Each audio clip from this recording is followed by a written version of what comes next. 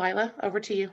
Okay, great. Thanks, Lindsay. And thank you everyone for joining us in the meeting today. It's great to see everyone on the participant list. Hope to see you actually in person sometime soon. I'm very pleased to introduce Dr. Sabine Lange to give this presentation to us. Very much appreciate her coming and doing this. She is the section manager for the Toxicology Risk Assessment and Research Division at the TCEQ.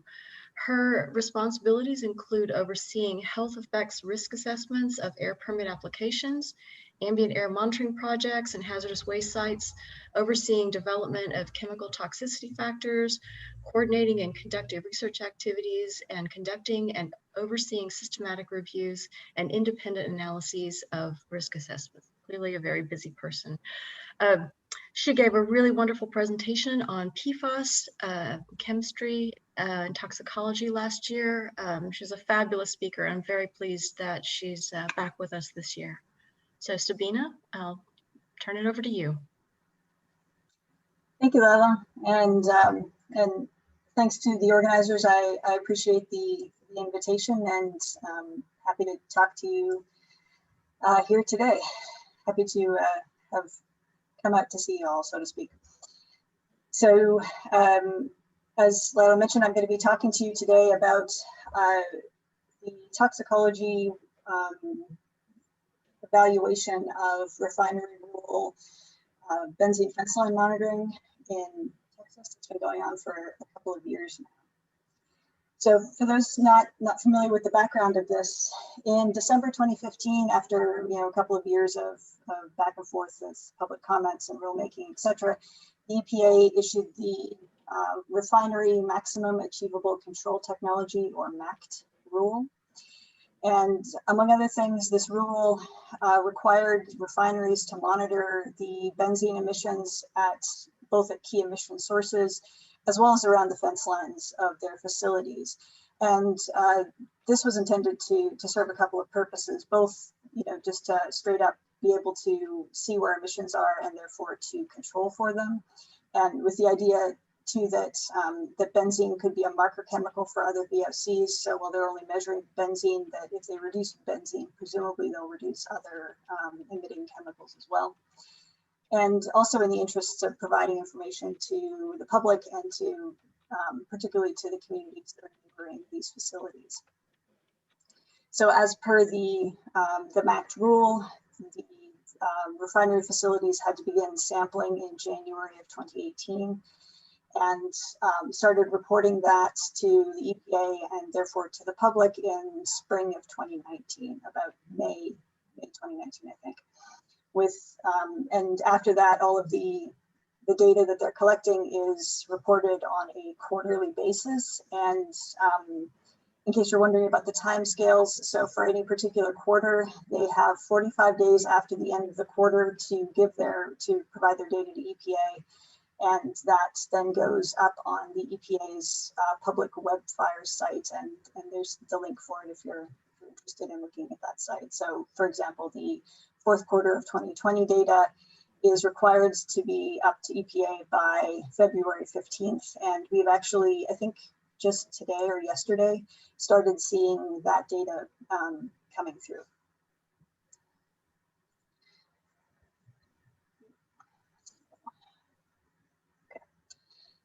And just to give you a little bit of information about what this sampling looks like. So the sampling is at various locations around the facility, and this map kind of gives you an idea about how some of the kind of the means by which sampler locations were chosen, but they're dictated by the characteristics of the facility and the size of the facility and fence line locations and this sort of thing. And so the number of samplers per facility can range, in Texas anyway, ranges anywhere from 10 to 50, depending on the facility. And so that's a lot of monitors, and too many to be in any way economical to do things like auto GC or canister samplers. And so instead they use these passive diffusive tube samplers. And so this is a picture of what one of these looks like. And basically, it's about the size of a pencil, and inside of the tube is this carbon absorbent. And these are placed outside of the facilities, and they are in the various locations and in containers that look kind of like this. And the pencils kind of sit up inside these little feet of this container. And the air, as it's going by, it just kind of passively moves into these tubes. And at the end of a 2-week sampling period, so they're out for 2 weeks apiece, then these are removed by a technician and they go to the lab, and the lab will detect the concentration of benzene in those samplers. And then what's done with that concentration, that measured concentration, is to generate a particular metric that's called the delta C. And I'll walk you through kind of the concept of it in this slide, and then my next slide I'll give you a specific example just to make it clearer how that's calculated. So the delta C, to calculate it, you take all of the sampled measurements over a 2-week period. So for all 10 to 50 samplers around a particular site, and then the highest monitored concentration is chosen, and then the lowest is subtracted from that number to give you the delta C. And the purpose of subtracting the lowest concentration is to consider background sources of benzene, or just off-site sources of benzene. So that gives you the 2-week delta C, and then the rolling annual average is calculated from 26 consecutive delta C values. And this gives you the annual average delta C, which is then compared to the EPA's action level of 9 micrograms per meter cubed, or for those who use ppb more often, which is the case for us mostly, that is 2.8 ppb. And the idea is that if the facility's delta C exceeds the action level of 9 micrograms per meter cubed, then the facility is required to conduct a root cause analysis and to submit to Texas a corrective action plan. And the action level is based not on kind of health-based standards like we would in the toxicology division, or the air monitoring comparison values like I'm going to talk about in a minute. It's based on feasibility and emission expectations and that sort of thing. So a further kind of complication that can be seen in the data from some of the refineries is that some of them have what's called a site-specific monitoring plan, and that allows them to subtract benzene concentrations that come from sources that aren't related to the refinery, but are still present on site. So some of these facilities have more than just refinery operations, and because this is just the refinery MACT, they are allowed to subtract away benzene concentrations that they think don't come from refinery stuff. And so these monitoring plans have to be approved by EPA. And so maybe half a dozen of the facilities in Texas have taken that route. So when you look at the data, you can see both the corrected and the uncorrected benzene concentrations. So it makes the data a little bit even more tricky to navigate. And so as promised, I'm just going to walk you through an example delta C calculation, and this is example data only. I just completely made it up, so it has no basis in reality, but to show this example. And so you might have, say we have 4 samplers, and for the first 2-week period, we have all of these measured concentrations. So we take the highest from sampler 4 and the lowest, subtract the lowest from sampler 2, and we get the 2-week average delta C. And so this is done for each 2-week period throughout the year. And then the average of those 2-week delta Cs gives you the rolling average delta C, which then is compared to the 9 microgram per meter cubed action level. So the EPA has promulgated this rule, and then the states step forward then and take responsibility for making sure that the rule is followed and that the facilities are providing the data appropriately and doing corrective action plans as necessary. And so the TCEQ Office of Compliance and Enforcement is the one who evaluates data reporting, looks at delta C values, corrective action plan submittal, et cetera, in accordance with the EPA Refinery MACT rule. So in addition to that, that function that the TCEQ is playing in this rule, our division, the Toxicology Risk Assessment and Research Division, has been evaluating this Fenceline data for its potential to cause impacts to human health. And this is something that wasn't stipulated or required by the rule, but we think that it's important that we have this data. It's important that we evaluate it and that we let people know that, what we think potential problems or could be, or areas that we don't think are problems. And so we've got a couple of different pieces that we consider with that. We're not working separately from OCE. We work together with OCE to clarify data concerns, et cetera, because we're all starting off kind of in the same place with the same data. We're just kind of analyzing it differently.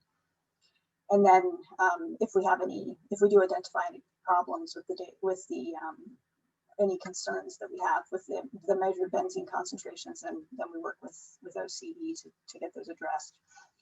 And for the toxicology assessment of the data, we consider all measured benzene regardless of the specific source. So we wouldn't ever use the quote unquote corrected values because the benzene is benzene. It doesn't matter where it comes from, and it's the total benzene in the air that matters for if it can cause health effects. And what we do is actually similar to our analysis for other benzene monitoring or VOC monitoring in general in Texas, actually. So I'm going to spend a couple of slides here talking you through the standard way that we evaluate benzene and other air toxics, and then kind of bring it back and show you the similarities that in our review of this Fenceline data that we've developed over the last couple of years. So there's a pretty considerable amount of air toxics monitoring that occurs in Texas. So all of these orange dots show a monitor that is measuring volatile organic compounds, which includes benzene. And so this is the entire state of Texas. This map shows the greater Houston, Galveston, Beaumont, Lake Jackson area and all of the monitors that we have there. And then this kind of zoomed in map shows Houston, and particularly the Houston Ship Channel. So all of those orange dots around the Houston Ship Channel are various VOC monitors that we have to kind of keep an eye on VOC concentrations in this pretty heavily industrial area. And the Houston Ship Channel area, I think, is considered to be one of the most highly air monitored areas of the country. And so we already have, as you would expect, we already have an evaluation method for the data that comes out of these. And so all of that VOC data comes to our division, and we evaluate it. And so we have generally two different kinds of monitors that we're looking at data from. One is the auto gas chromatograph monitor, and that generates 1 hour concentrations of VOCs. And the other is the canister samplers, and that generates 24-hour concentrations of VOCs, usually in an every 6th day pattern. And so we routinely assess these concentrations for their ability to cause either acute health effects, and that we evaluate that using the short-term concentrations, or chronic health effects. And we evaluate that based on the annual average of the measured concentrations. And so we evaluate that by comparing the measured concentrations at those time scales to air monitoring comparison values that we have derived in our division. And these are concentrations below which no or minimal risk would be expected from exposure to the chemical. And so we can just kind of go across the board and say, okay, all of these concentrations are below our AMCV, our air monitoring comparison value, and therefore we aren't worried about these causing potential health effects. Now, it's not to say that if concentrations were measured above the AMCV that we do expect health effects. It's just that the likelihood of those increases as the concentrations go above the AMCV. However, those numbers are set pretty conservatively, And they're done so intentionally, both to be, just generally to be health protective, but also to give us some space to address problems. So if we see an air concentration that is, I don't know, 50% above our AMCV, that's something that we're going to go and look at and try to reduce the concentrations of. And we want to make sure that we have enough buffer zone that we're not going to be getting health effects while we're trying to figure out what the source is and getting it back down. But definitely, if it's below the AMCV, we feel pretty confident that health is being protected. And so I'll just show you some of the data that we would regularly use to evaluate for health effects. And so this is hourly benzene concentrations from the Galena Park monitor, which is along the ship channel. And so each of the blue dots is an hourly concentration. And of course, a lot of them are kind of meshed together because that's about 7,000 data points in there for 2019. And then we compare that to the 1 hour AMCV for benzene, which is 180 parts per billion or 565 micrograms per meter. Similarly, this is data for the Jacinto port monitor, and these are 24-hour benzene concentrations because this is a canister sampler. And so each of these dots is a 24-hour sample, and these are taken on an every 6th day sampling calendar. And so there are about 60 data points here for the year of 2019. And you can see that these are quite a bit lower than our air monitoring comparison value of 100 parts per billion or 314 micrograms per meter cubed. And so you'll notice that this AMCV, the 24-hour AMCV, is a little bit lower than the 1 hour AMCV. And that's because it's a kind of a general toxicology principle that the longer you're exposed to something, the less of that chemical you can tolerate. So if you're exposed to a high concentration for a second, then it's going to cause way less health effects than if you're exposed to that high concentration for an hour or for a day. And so the allowable safe concentrations decrease with time. However, it's not like a one-to-one change because the 1 hour concentration, 1 hour AMCV is 180, whereas 24-hour is 100. It's not, it doesn't just kind of change linearly with time. And so there's different kind of calculations and considerations to take into account when setting these numbers. So then the other evaluation we do with this data is a long-term evaluation. So we set these long-term air monitoring comparison values, and these are based on the assumption that somebody is exposed for a lifetime to that concentration. And so in the case of benzene, we consider it to be a safe or minimal risk concentration if you were exposed to 1.4 ppb or 4.5 micrograms per meter cubed for your lifetime. And then we conservatively compare that to the annual average of the measured concentrations. So all of these are monitors that are in the Houston, Galveston, Brazoria area. And you can see that most of them are below our long-term air monitoring comparison value for benzene, except for Jacinto Port, and I'll talk a little bit about the reason for this 2019 exceedance in a little bit. So we use the AMCVs to evaluate health effects, and in the case of the refinery benzene Fenceline monitoring data, at least the delta C, we can't compare the delta C to the air monitoring comparison value. And this is because for the air monitoring comparison values, we look at the annual average at a single monitoring site. We don't average across many different monitoring sites for an area. We don't consider that to be we don't consider it to be valid to average a bunch of monitors because they're kind of independently measuring things. And so while the delta C is appropriate for the refinery MAC and what they're looking to do, it's not representative for health effects evaluations like we have it. And the other thing is that we aren't interested in background subtraction. Like I said before, it doesn't matter where the benzene came from. What we're interested in is the total amount of benzene. It's typical that a delta C for a refinery will be higher than most of the annual averages for each monitoring site. And the reason for that is that the delta C always takes the highest number for its derivation, and that highest number could be at a bunch of different monitoring sites. So at any single monitoring site, you may have a bunch of mostly low values and then like one high, whereas the delta C is always picking the high. And then of course the action level and the AMCV are different numbers. But again, that's not surprising. Their intended purpose is different. So the refinery rule action level is 9 micrograms per meter cubed. Again, this is based on considerations of feasibility and emissions rates, etc. And our long-term air monitoring comparison value is 4.5 micrograms per meter cubed. And this is based on health effects from benzene and in fact, carcinogenic effects of benzene. So the derivation basis is quite different. So this is the protocol that we follow for evaluating the Fenceline benzene data. And I'll talk you through this and then I'll kind of give you examples and show you, walk you through each of these steps with some examples.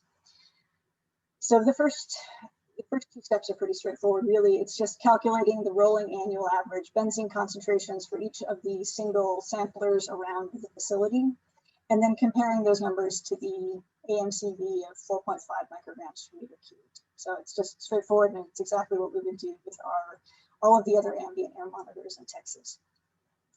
So one step that is unique to this Fenceline benzene review, and it's different from our standard review, is that for the benzene Fenceline data, we have to consider the potential for exposure of the general public to the monitoring site.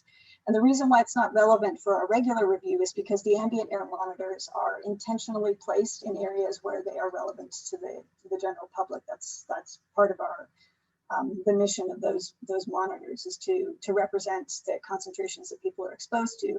Whereas the purpose of these monitors for the Fenceline evaluation are different. And so we have to consider whether or not people are actually close to those monitors or those samplers or not.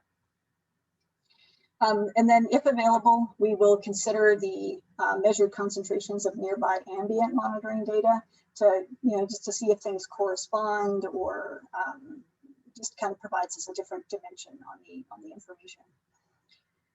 If there are exceedances of our AMCVs, then we work together with the regional office and with the Office of Compliance and Enforcement at TCEQ to determine if there's a singular cause. And so the purpose behind that is that, we're interested in, if we see benzene emissions, we want them, higher benzene concentrations, we want them to go down.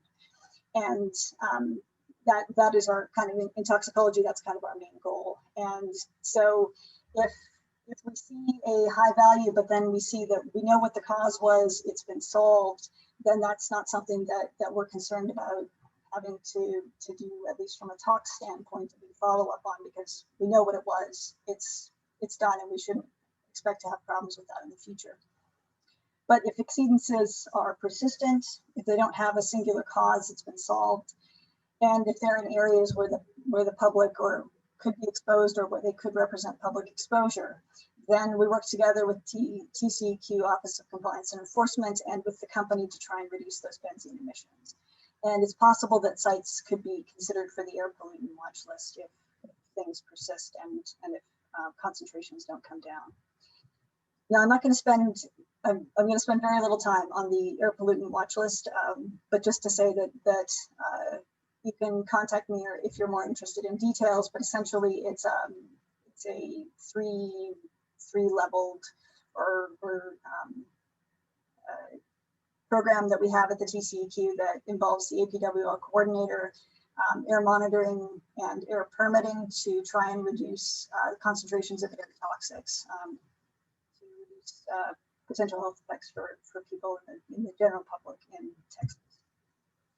So as promised, I'm going to walk you through kind of some of the specific steps that we follow as we go through this benzene review. So calculating the annual average and then comparing it to the AMCV of 4.5. And I'm taking you back to the same example. I completely made it up data. And so this is the way that we calculate the delta C. Again, just as a reminder, we are comparing highest to lowest and subtracting lowest from highest and then calculating delta C's. So in place of that, for the AMCVs, we would actually take the average of each sampler for the entire year. And for each sampler, then we would have an annual average concentration. and that each of those annual average concentrations are compared to the AMCV of 4.5 micrograms per cube. So then, having done that, we will look at the potential for exposure to the general public, to the monitoring site. And the way we've done that is to look at the sites of all of the samplers around each facility, and considered the exposure to the general public that might represent, or lack thereof. And so this is a facility, I think it might be in the Corpus area, that each of these big blue dots shows a different sampler around the facility, and the blue dots with the blue circles with black dots in the center are the monitors where we consider that they could be more representative of potential public exposure. And that could be because, for example, like this BMRF 24 right here, it's really on a fence line, and there is community very, very close to it.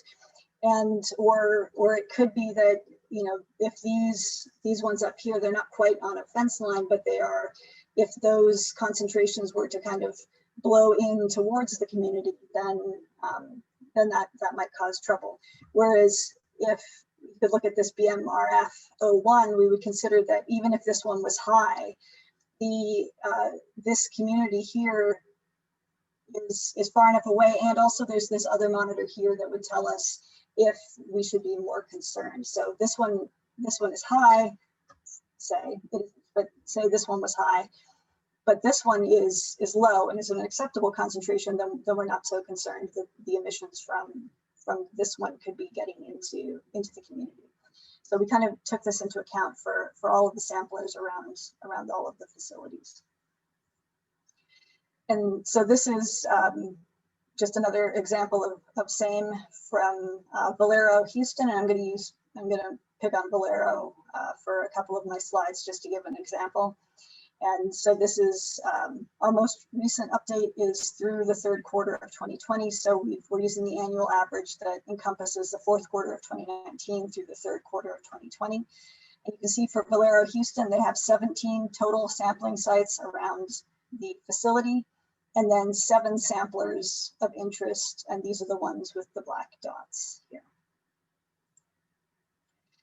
So then we can consider the measured concentrations in comparison to the nearby ambient monitoring data if available. And so again, I'm going to be picking on Valero Houston here. And so I'll note at this point, I forgot to mention, so each of these blue circles again represents one of the samplers, but the way that we are representing these, and we've got maps of all of, not in this slide presentation, but we've got maps of all of these, all of the different refineries in Texas that fall into this rule. The blue circles mean that the annual average concentration at that site is below 4.5 micrograms per meter cubed. And when they're colored pink, that means that they are above 4.5 micrograms per meter cubed. So I'll show you other examples where some of these samplers are pink. But we can tell just from looking at this figure that all of these samplers are at lower benzene concentrations, which we like to see.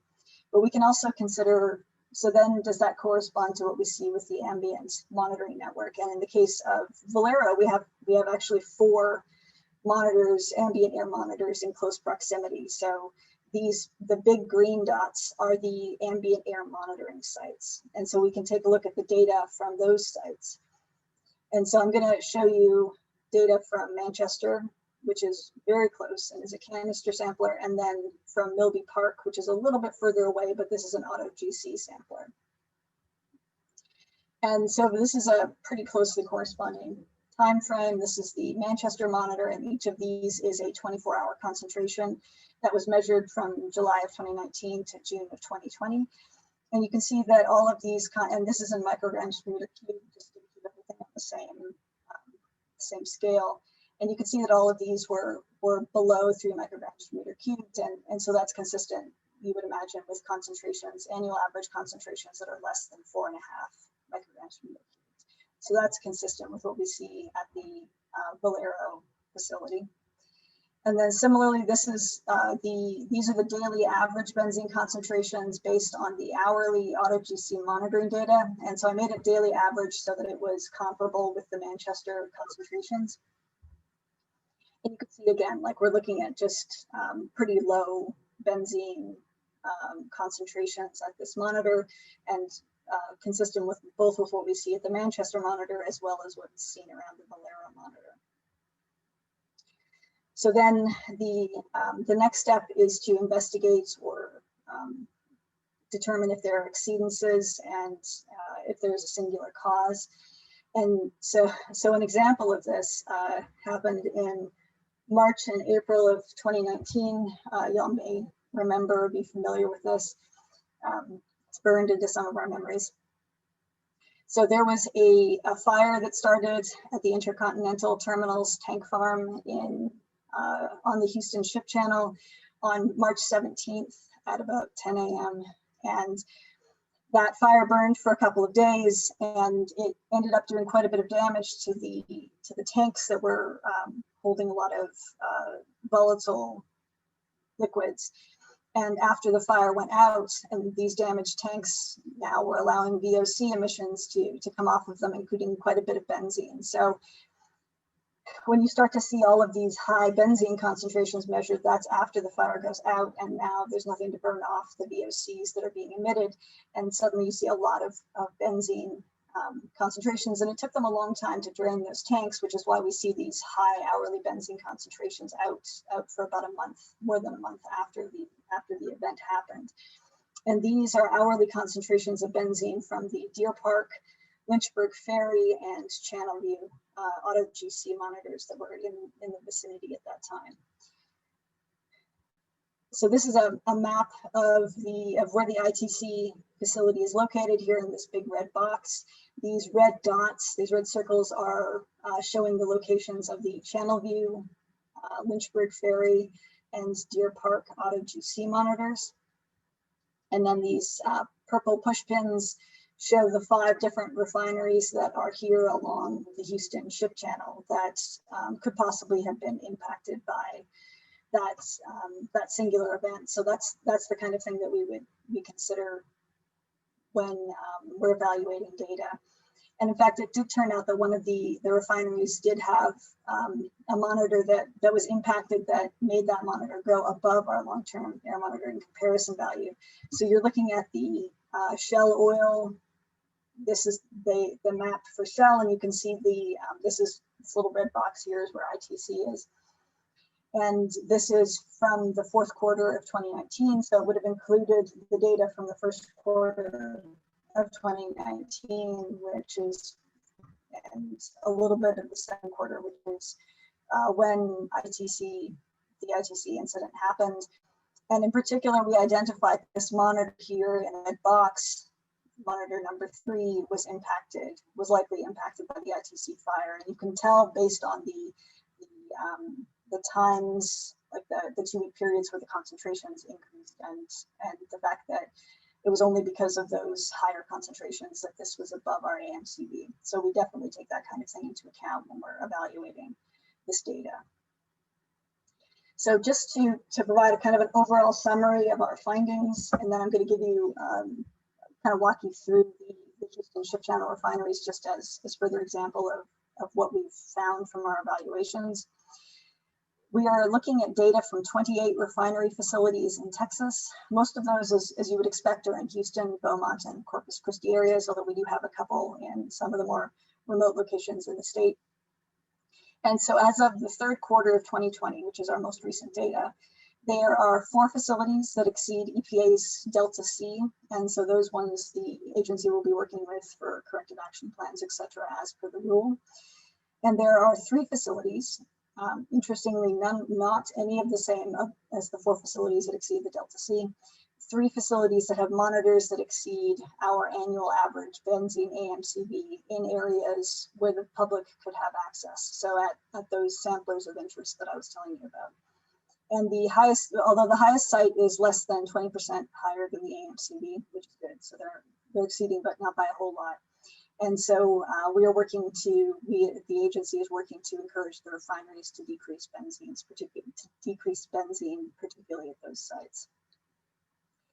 So, you know, this is an ongoing review. As this data comes available, we look at it every quarter continuously, although it's now that we have the protocol established, it's not as onerous as it might seem, because you can imagine that there's a lot of data that we're looking at every quarter for this. And as of now, based on the benzene Fenceline data that we've got, we're not planning to list any new APW well sites based on that information. So if you're interested in seeing our findings and all of the maps of all of the refineries and et cetera, and kind of the a written account of the methods that I've been talking you through, our website, and in particular this URL that I'm providing, has a report that we update quarterly that provides all of this information, and then every quarter we update it with the newest data. I think we're actually behind on the third quarter 2020 report because there was a refinery that we were having a lot of data issues with, and that has only just recently been resolved. And so that delayed the third quarter report, but the second quarter report is definitely up there, and you can, and not a whole lot has changed between the two, between third and second quarter of 2020, so you can see all of these pieces. And I don't think I think all of the same 4 facilities in the, for the Delta C and the same 3 facilities are for the second quarter data as for the third quarter data. So just to finish up, I'm going to walk you through a couple of the refineries along the Houston Ship Channel, just to give you kind of a better idea about what we're looking at and what those particular facilities look like. So back to Valero. So what I'm doing is taking you from west to east, moving upstream on the ship channel and then downstream. So most of these, as you've noticed from an earlier figure, most of these are along the south side of the ship channel. And so we're starting with, again, my example, which was Valero Houston, and with 17 total sites, 7 samplers of interest. And as you can see from the blue color, none of them exceeded our AMCV. And just out of interest, the latest annual average Delta C for this facility as of the third quarter of 2020 is 2.3 micrograms per meter cubed. So the next one down is Houston Refining. And in fact, you can see it's just right across the bayou from Valero. I didn't point this out earlier. I apologize if it wasn't clear, but the shaded in area is the area that is considered for the refinery. And so this one has 24 monitoring sites, of which 4 have exceeded the AMCV, these ones in pink here, but none of those are at samplers of interest. So none of the ones with the black dots in the center. And it's interesting to note, you know, we don't know, I mean, we in toxicology don't know what the particular source is of the benzene exceedances, but something to keep in mind is that the barges along the ship channel itself can cause some problems, because if their vents aren't working properly and they get stuck open, then you can get VOCs being emitted just from the barges moving down, or from barges that are stopped at docks, etc. So it's something just to kind of keep in mind, and it's not unusual to see the higher concentrations right along the ship channel. And in fact, you can see some barges in this this figure, this map right here. And then for this, for Houston Refining, the latest annual average Delta C for this site is 8.4 micrograms per meter cubed, so just a little bit below the action level of 9.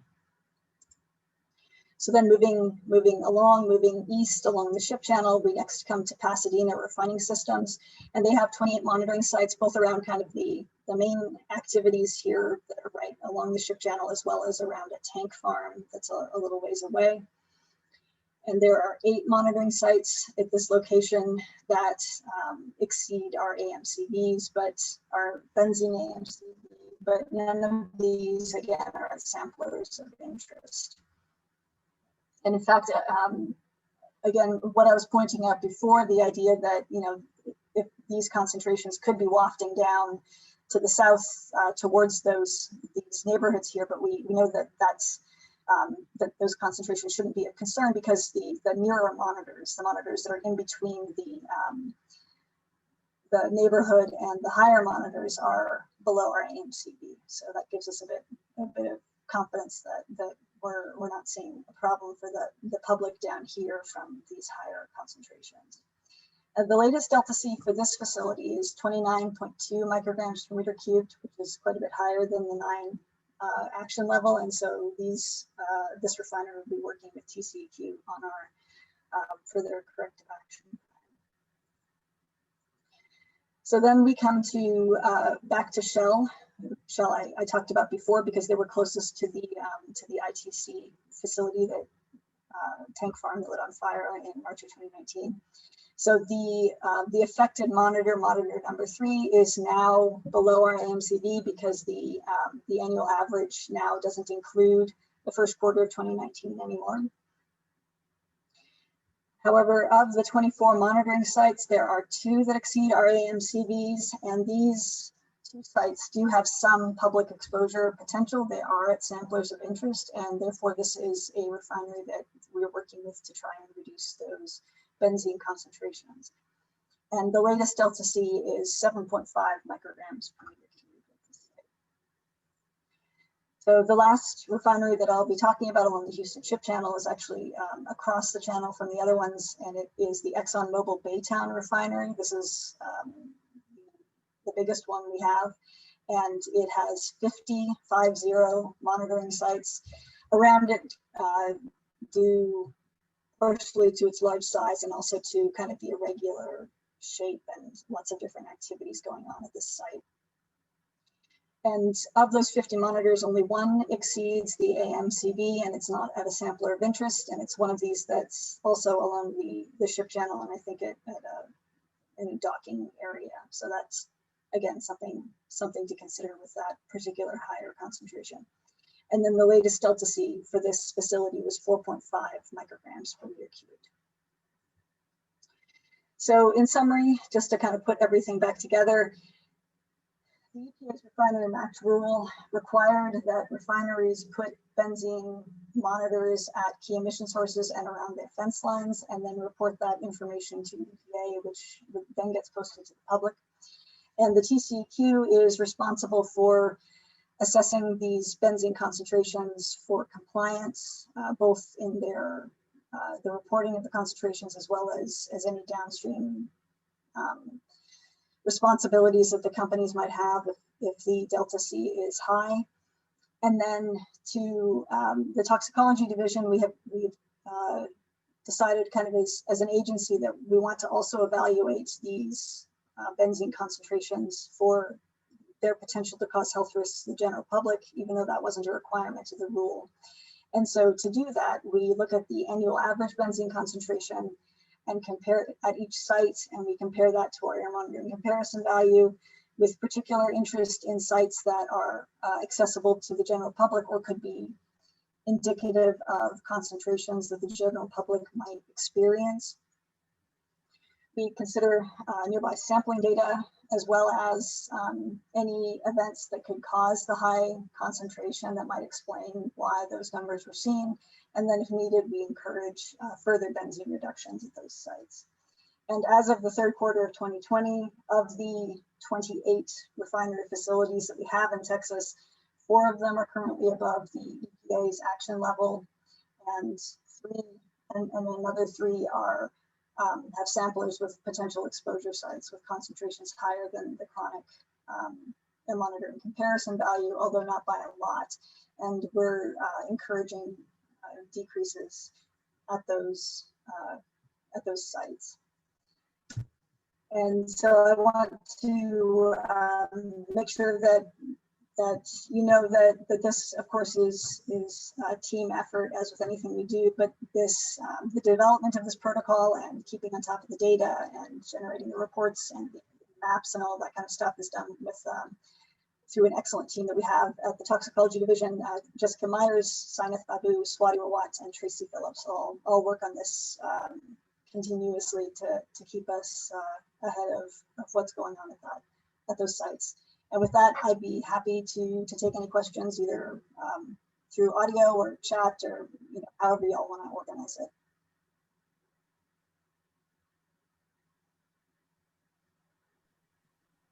Thanks, Sabine. We have a few minutes left if there's any questions that we would like to ask Sabine before we conclude our meeting today. If you have questions, you can come off mute and ask now. I've got a quick question. This is Lila. Really nice presentation. Thank you. Really interesting data set. One of the things that I'm curious about is how often are background concentrations higher than the AMCVs? They aren't. So Yeah. we know that because we've been doing benzene monitoring for many decades, and we know that the background concentrations, because we have kind of some background monitors, are about 0.2 micrograms per meter cubed. And that also includes like some highway traffic and that sort of thing. That well, some highway traffic may get you up to like 0.3 or 0.4 or something, but really there is a greater industrial influence to get up to the 1.4 microgram per meter cubed. Okay. Or 1.4. Sorry, my bad. 1.4 part per billion. I'm talking in part per billions. Right. Right. Okay. Yeah. Great. Thank you. You're welcome.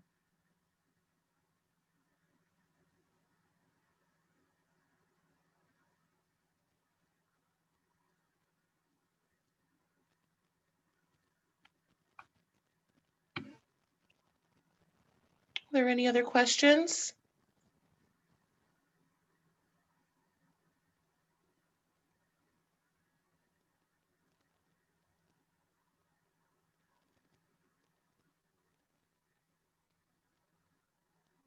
All right, hearing none, I want to thank you, Sabine, for yet another great presentation to ICE. Thank you again for agreeing to come back and talk to the group on such an interesting topic. And just as a reminder, this meeting was recorded, and we are going to try to get it posted to our website for our paid members to be able to revisit should we need to, and also to be available to membership that was not able to attend today to get this valuable information. If you do need a continuing education credit, please check the chat box for my email address and send me an email. In the subject line, put continuing education credit needed, and I'll send you back a certificate for attending today's meeting. And again, Sabine, thank you. Happy New Year to everyone, and we will see you next month. Thank you, Lindsay. Thank you, Sabine.